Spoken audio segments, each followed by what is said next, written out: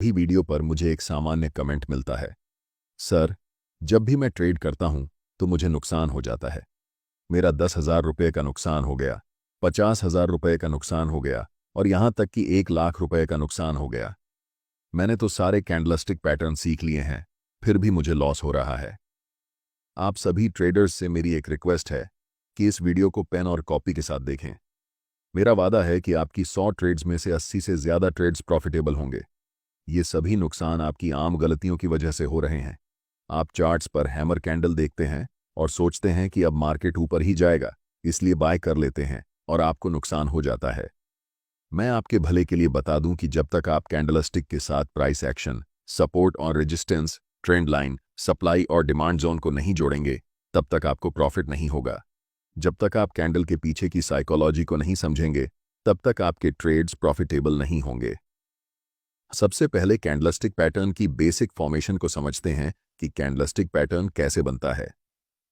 अगर आपने कभी गूगल पर किसी स्टॉक के बारे में सर्च किया है, तो आपको एक ग्राफ दिखा होगा जिसे हम लाइन ग्राफ कहते हैं। यह लाइन ग्राफ हमेशा अधूरी जानकारी देता है, जिसके कारण हम कैंडलस्टिक पैटर्न का उपयोग करते हैं। कैंडलस्टिक हमें उस समय हो रहे मार्केट के हालचाल के बारे में पूरी जानकारी देता है। कैसे? चलिए देखते हैं। मान लीजिए कि किसी स्टॉक का प्राइस शुरुआती लेवल पर 10 रुपये था, लेकिन धीरे धीरे कम होता गया और 5 रुपये तक पहुंच गया। उसके बाद प्राइस तेजी से ऊपर की ओर बढ़ने लगा और 25 रुपये तक चला गया। कुछ समय बाद प्राइस थोड़ा नीचे गिरा और 20 रुपये पर आकर बंद हो गया। कैंडलस्टिक हमेशा दो कंपोनेंट से मिलकर बनी होती है, एक कैंडल का विक और दूसरा कैंडल की बॉडी। कैंडल का विक हमें बताता है कि प्राइस एक विशेष समय अवधि में कितना नीचे गया और कितना ऊपर गया। इस एग्जाम्पल में विक का निचला लेवल 5 रुपये पर होगा और ऊपरी लेवल 25 रुपये पर। निचले लेवल को हम लो कहते हैं और ऊपरी लेवल को हाई कहते हैं। कैंडल की बॉडी हमें यह जानकारी देती है कि उस विशेष समय में प्राइस कहां से शुरू हुई थी और कहां जाकर बंद हुई। इस एग्जाम्पल में प्राइस 10 रुपये से शुरू हुई थी और 20 रुपये पर जाकर बंद हुई, यानी 10 और 20 रुपये के बीच में कैंडल की बॉडी होगी।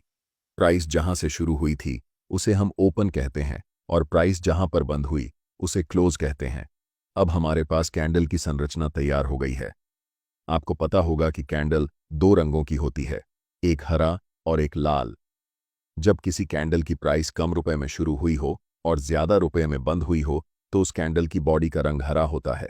लेकिन अगर किसी स्टॉक की प्राइस ज्यादा में शुरू हुई हो और कम में जाकर बंद हुई हो, तो उस कैंडल की बॉडी का रंग लाल होता है। इस एग्जाम्पल में स्टॉक की प्राइस 10 रुपये में शुरू हुई थी और 20 रुपये पर जाकर बंद हुई, इसलिए इस कैंडल की बॉडी का रंग हरा होगा। एक कैंडल्स दो टाइप के होते हैं, पहला बुलिश कैंडल और दूसरा बियरिश कैंडल। जब कैंडल की क्लोजिंग प्राइस ओपनिंग प्राइस से ऊपर होती है, तो उस कैंडल को हम बुलिश कैंडल कहते हैं और इसका कलर ग्रीन होता है। यह कैंडल मार्केट में बुलिशनेस का संकेत देती है। इसका जस्ट ऑपोजिट है bearish war candle. Bearish candle की क्लोजिंग प्राइस ओपनिंग प्राइस से नीचे होती है और इसका कलर रेड होता है। यह कैंडल मार्केट में नेगेटिव सेंटीमेंट का संकेत देती है और यह बताती है कि प्राइस यहां से और नीचे की तरफ जा सकती है।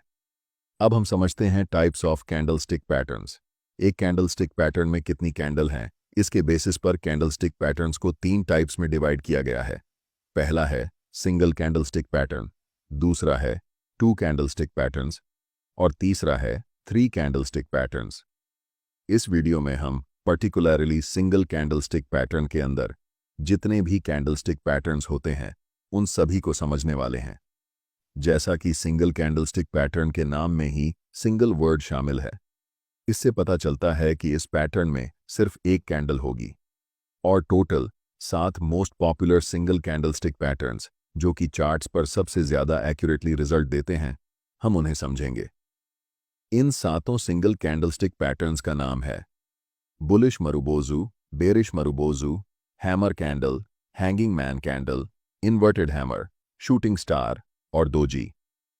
इन 7 सिंगल कैंडलस्टिक पैटर्न्स को एक एक करके डिटेल में समझेंगे, इसलिए बिना वीडियो को स्किप किए पूरे ध्यान से इस वीडियो को अंत तक देखना। और मैं आपसे वादा करता हूं कि मैं इतना आसान तरीके से समझाऊंगा कि आपको इस टॉपिक पर फिर कोई और वीडियो देखने की ज़रूरत नहीं पड़ेगी। सबसे पहला सिंगल कैंडलस्टिक पैटर्न जिसके बारे में हम डिस्कस करेंगे वह है बुलिश मारुबोजू पैटर्न। जैसे कि हमने आपको बताया कि मारुबोजू कैंडलस्टिक पैटर्न एक सिंगल कैंडलस्टिक पैटर्न है। ये कैंडल एक लंबी ग्रीन बुलिश कैंडल होती है जिसमें विक ना के बराबर होता है। अगर आप कैंडल के अपर विक पर भी ध्यान दें और लोअर विक पर भी ध्यान दें तो आपको बहुत छोटी विक नजर आएगी। इसका मतलब होता है कि कैंडल की ओपनिंग कैंडल के लो के बराबर में या फिर बहुत नज़दीक होती है और कैंडल की क्लोजिंग कैंडल के हाई के बहुत आसपास या बराबर में होती है। इसीलिए कैंडल में कोई भी विक नहीं बनता। इस कैंडल को मार्केट में बहुत स्ट्रॉन्ग साइन के रूप में देखा जाता है कि अब इस कैंडल के बाद मार्केट यहां से ऊपर जाने वाली है, यानी कि यह कैंडल मार्केट में बुलिशनेस का एक बहुत स्ट्रॉन्ग सिग्नल है। अब जानते हैं कि अगर आपको चार्ट्स पर मारुबोजू कैंडल दिखती है तो आपकी अप्रोच क्या होनी चाहिए उसे ट्रेड करने के लिए। मैंने आपको पहले ही बताया कि कोई भी कैंडलस्टिक पैटर्न बिना प्राइस एक्शन के अधूरा होता है। सिर्फ कैंडलस्टिक को देखकर ट्रेड करना ये ट्रेडर्स का सबसे बड़ा मिस्टेक होता है। लेकिन अगर यह कैंडल किसी स्पेसिफिक लेवल पर बने तो ये हमारे लिए ट्रेड करने का एक अच्छा अपॉर्चुनिटी हो सकता है। इस कैंडल के लिए यह इंपॉर्टेंट लेवल है सपोर्ट लेवल। अगर चार्ट में किसी इंपॉर्टेंट सपोर्ट लेवल पर बुलिश मारुबोजू कैंडलस्टिक पैटर्न बनता है तो हम यहां से अपसाइड की तरफ लॉन्ग ट्रेड में एंट्री करने की प्लानिंग कर सकते हैं। इसे हम लाइव एग्जाम्पल की मदद से समझते हैं। यह चार्ट टाटा कंज्यूमर प्रोडक्ट्स का है, यानी कि TCPL का एक दिन के टाइम फ्रेम में है। चार्ट में पिछली कीमत एक दिन के टाइम फ्रेम में है। एक्शन के हिसाब से यह एक इंपॉर्टेंट सपोर्ट लेवल है। पहले तो प्राइस नीचे की तरफ आई है इस सपोर्ट लेवल पर। इस लेवल पर आकर प्राइस थोड़ी सी बुलिशनेस दिखाती है, लेकिन थोड़ी दूर जाते ही वापस नीचे आने लगती है। कुछ कैंडल्स बनने के बाद हमें चार्ट पर एक लंबी ग्रीन मारुबोजू कैंडल दिखती है। ये कैंडल चार्ट पर हमें बताती है कि अब मार्केट यहां से ऊपर की तरफ जाने वाली है। इस कैंडल के बनने के पीछे की कहानी ये है कि बायर्स और सेलर्स के बीच हुए फाइट्स में बायर्स स्ट्रांगली जीत चुके हैं। इस कैंडल को ट्रेड करने के लिए हमें कैंडल की क्लोजिंग के बाद कैंडल के हाई पर एक लाइन मार्क करनी है। नेक्स्ट कैंडल जब भी इस कैंडल के हाई को ब्रेक करेगी तब हम ट्रेड में बाय पोजीशन में एंटर करेंगे। हमारा stop loss bullish marubozu candle के लो पर होगा और टारगेट के लिए हम पहले रेजिस्टेंस लेवल पर प्रॉफिट बुक करेंगे। ध्यान रहे कि हम सिर्फ कैंडल स्टिक के बेसिस पर ट्रेड में एंट्री नहीं कर रहे हैं। हमें कैंडल स्टिक के साथ साथ इंपॉर्टेंट सपोर्ट लेवल भी दिख रहा है। आप अपने ब्रोकिंग ऐप या फिर ट्रेडिंग व्यू में जाइए और M6 स्टॉक का चार्ट खोलिए और फिर आपको यह नज़ारा देखने को मिलेगा। यह स्टॉक अभी स्ट्रॉन्ग बुलिश फेज में है और हर एक ब्रेकआउट फेज पर प्रॉफिट दे रहा है। पिछले 4 बार कंटिन्यूअस ब्रेकआउट पर इसने प्रॉफिट दिया है और फिर से ब्रेकआउट का सीनारियो यहां पर बन रहा है। अभी लास्ट कैंडल मारुबोजू कैंडल बनकर तैयार हुई है। अब हमें इस कंसोलिडेशन लेवल के ऊपर एक लाइन ड्रॉ करनी है। नेक्स्ट कैंडल जब भी इस लाइन को ब्रेक करेगी तब हमें ट्रेड में एंट्री लेना है। इस ट्रेड में हमारा स्टॉप लॉस मारुबोजू कैंडल के लो पर होगा। फर्स्ट टारगेट के लिए हम 1 से 2 का रिस्क रिवॉर्ड रखेंगे और उसके बाद हम स्टॉप लॉस को ट्रेल करेंगे। अब हम बात करते हैं बेयरिश मारुबोजू पैटर्न की। यह कैंडल एक लंबी रेड बेयरिश कैंडल होती है और इस कैंडल में कोई भी विक नहीं रहता है या फिर ना के बराबर होता है, यानी कि वह नेग्लिजिबल होता है। इस कैंडल की ओपनिंग कैंडल के हाई के बहुत पास या फिर बराबर में होती है और कैंडल की क्लोजिंग उसी कैंडल के लो के बहुत पास या फिर कैंडल के लो के बराबर में होती है। और यही कारण है कि इस कैंडल की विक दिखाई नहीं देती। इस कैंडल से हमें मार्केट की बेरिशनेस का पता चलता है। यह हमें एक संकेत देती है कि इस समय मार्केट में बायर्स कमजोर हैं और सेलर्स बहुत ज्यादा मजबूत हैं। अगर यह कैंडल किसी स्पेसिफिक लेवल पर बने, जैसे रेजिस्टेंस लेवल पर, तो यह हमारे लिए एक बेरिश ट्रेड की अपॉर्चुनिटी हो सकती है। यह कैंडल बेरिश मार्केट का सबसे स्ट्रॉन्ग सिग्नल होता है। ऐसे कैंडल को देखकर हमें मार्केट में अलर्ट होना चाहिए। हम इसे लाइव एग्जाम्पल के साथ समझते हैं। यह एक इंपॉर्टेंट रेजिस्टेंस लेवल है और यहां पर हमें एक स्ट्रॉन्ग बेरिश मारुबोजू कैंडल दिखती है। इस कैंडल को ट्रेड करने के लिए सिंपली हम इस कैंडल के लो पर एक लाइन मार्क करेंगे। अगली कैंडल जब भी इस कैंडल के लो को ब्रेक करके नीचे जाएगी तब हम सेल साइड एंट्री लेंगे। ट्रेड में हमारा स्टॉप लॉस इसी कैंडल के हाई पर होगा और टारगेट नियरेस्ट सपोर्ट लेवल पर। ध्यान रखें, सिर्फ कैंडलस्टिक को देखकर ट्रेड नहीं लेना चाहिए। जब तक आपको रेजिस्टेंस लेवल यहां पर नहीं दिखे तब तक आप ट्रेड में एंट्री करने की मत सोचें, क्योंकि रैंडम मारूबोजू कहीं पर भी बन सकता है। लेकिन अगर यह कैंडल किसी रेजिस्टेंस लेवल पर बने तो ये हमारे लिए एक हाई विन रेट वाली ट्रेड अपॉर्चुनिटी होती है। अब कौन कौन से स्टॉक्स में ये कैंडलस्टिक बनकर तैयार हो चुकी है, इसे पता करने के लिए हम स्टॉक एज ऐप में स्कैन्स ऑप्शन को सेलेक्ट करके कैंडलस्टिक स्कैन के अंदर बेरिश स्कैन में जाकर ब्लैक मारूबोजू को क्लिक करेंगे, जिससे आपको उन सभी स्टॉक्स की लिस्ट मिल जाएगी जहां पर यह कैंडल की फॉर्मेशन बन चुकी है। अगला मोस्ट इंपॉर्टेंट कैंडल है हैमर कैंडलस्टिक पैटर्न। इस कैंडल की बॉडी की साइज बहुत छोटी होती है और अपर विक बहुत छोटी या फिर नहीं होती है, लेकिन लोअर विक की साइज बॉडी की कंपैरिजन में 2 से 3 गुना बड़ी होती है। यह कैंडल डाउन ट्रेंड के बाद बनती है और यह हमें संकेत देता है कि प्राइस अब यहां से ऊपर की तरफ जाने वाली है। इसलिए इस कैंडल को हम बुलिश रिवर्सल कैंडलस्टिक पैटर्न के अंदर रखते हैं, क्योंकि यह कैंडलस्टिक प्राइस चार्ट के बॉटम पर बनती है और यहां से प्राइस ऊपर की तरफ जाने के बहुत ज्यादा हाई चांसेस रहते हैं।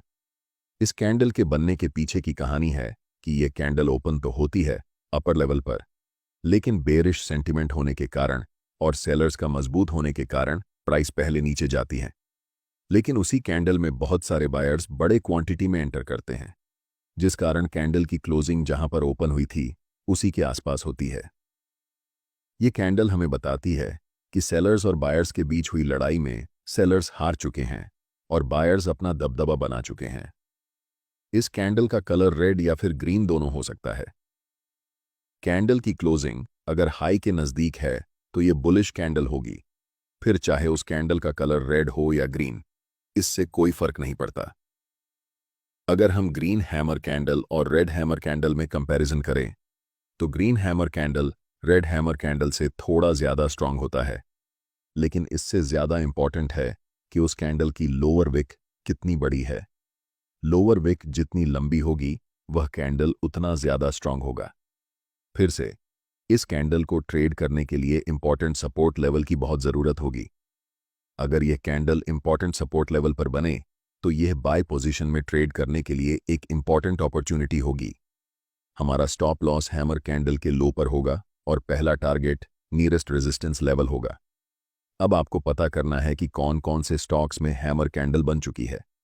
इसके लिए कैंडलस्टिक स्कैन में बुलिश रिवर्सल स्कैन पर क्लिक करना है। आपके सामने सबसे पहला ऑप्शन हैमर का आएगा, उस पर क्लिक करना है। यहां आपको पूरा स्टॉक की लिस्ट मिल जाएगी जहां पर हैमर कैंडल बन चुकी है।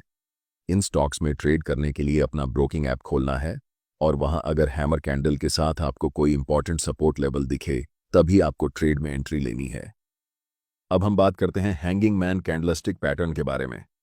इस कैंडल की बॉडी बहुत छोटी होती है और कैंडल की अपर वीक ना के बराबर होती है, लेकिन कैंडल की लोअर वीक बॉडी के मुकाबले 2 से 3 गुना ज्यादा लंबी होती है। यह कैंडल मार्केट में अप ट्रेंड के बाद टॉप पर बनती है और इस कैंडल के फॉर्मेशन के बाद यह बहुत हाई चांसेस होते हैं कि प्राइस अब इस लेवल से नीचे की तरफ जाने वाली है। इस कैंडल का रंग ज्यादा मायने नहीं रखता है।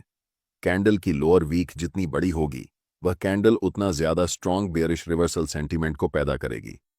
अगर यह कैंडल किसी इंपॉर्टेंट रेजिस्टेंस लेवल पर फॉर्म होती है तो यह हमारे लिए सेल साइड में एक अच्छा ट्रेडिंग अपॉर्चुनिटी हो सकती है। ट्रेड में एंट्री के लिए इस कैंडल की लो को हमें मार्क करना है और जब नेक्स्ट कैंडल इस लाइन को ब्रेक करेगी तब हमें ट्रेड में एंट्री लेनी है। हमारा stop loss hanging man pattern की कैंडल के ऊपर होगा और टारगेट पहला रेजिस्टेंस होगा।